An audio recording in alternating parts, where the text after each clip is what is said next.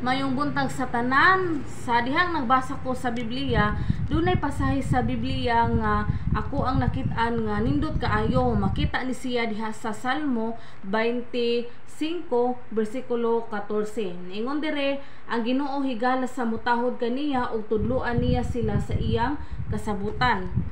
Ang mga tao nining kalibutan na gusto sila nga mahimong higala sa mga inila nga tao diri sa kalibutan, mga adunahan nga mga tao or mga tao nga naa sa posisyon.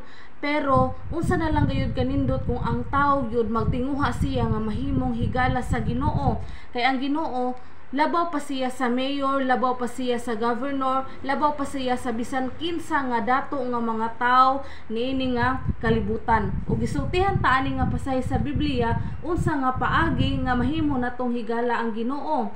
Pinaagi sa pagtahod kaniya. Unsa day ang pagtahod sa Ginoo? Ang pagtahod sa Ginoo mo na siya ang pagbaton og kahadlok diha sa Ginoo.